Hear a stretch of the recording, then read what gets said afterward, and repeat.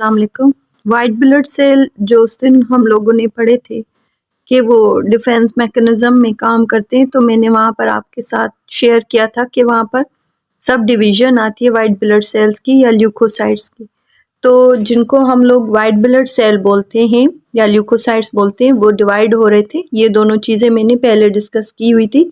एक को बोलते हैं ग्रेनुलोसाइट्स और दूसरे को बोलते हैं अग्रेनुलोसाइट्स। ये दोनों वाइट ब्लड सेल की डिवीजन है। इनको फर्दर हम सब डिवाइड कर लेते हैं बेसोफिल के अंदर, ग्रेनुलोसाइट्स को न्यूट्रोफिल्स के अंदर और ओसिनोफिल के अंदर।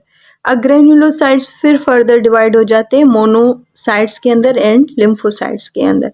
अब अगर इनका पांचों का अगर वो फंक्शन देखा जाए तो फंक्शन इनका फेगोसाइड करना, बॉडी को डिफेंस देने का ये काम खुद परफॉर्म करते हैं।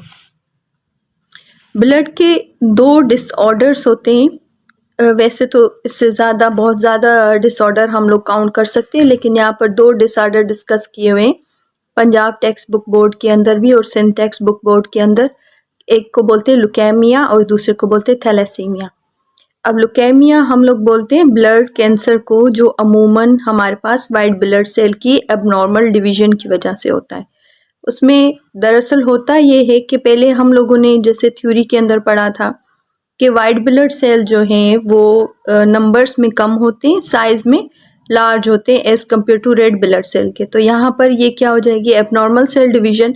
तो एबनॉर्मल सेल डिवीजन में जो वाइट ब्लड सेल्स हैं हमारे पास वो हो जाते हैं नंबर्स में ज़्यादा।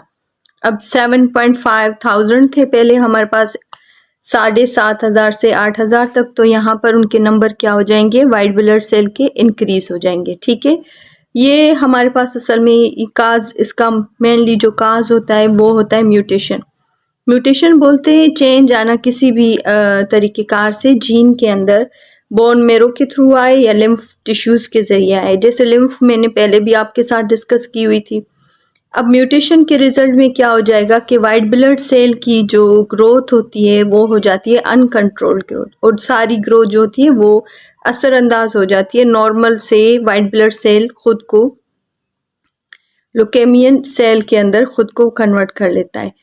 तो वैसे तो ये बहुत ज़्यादा सीरियस डिसऑर्डर हो गया। पेशेंट को बहुत ज़्यादा नीड होती है कि वो या तो रेगुलर ब्लड को चेंज करवाए या फिर नॉर्मल ब्लड के साथ, या फिर वो उसको डोनर मिल रहा है तो ये एक उसके लिए यूँ समझ ले कि बचत का सीन हो जाएगा। और दूसरा जो है हमारे पास इसकी क्योर होती है बोन मेरो ट्रांसप्लांट की वजह से। अब बोन मेरो ट्रांसप्लांट जो होती है वो बहुत ज़्यादा एक्सपेंसिव होती है। तो अगर रेगुलर बेसिस पर देखा जाए तो बहुत ज़्यादा ये इतना रेगुलर अमाउंट पर ब्लड मिलना थोड़ा सा तकलीफ दे भी होता है डोनर के हिसाब से। बाकी जो सेकंड वाला ऑप्शन हो जाता है उसमें बोन मेरो ट्रांसप्लांट है, जिसमें हम लोग उसके रिलेटिव फैमिली से जो है बोन मेरो ट्रांसप्लांट करवा सकते हैं, लेकिन फिर भी ये एक्सपेंसिव ज़्यादा है। नेक्स्ट जो डिजीज़ है हमारे पास थैलेसीमिया।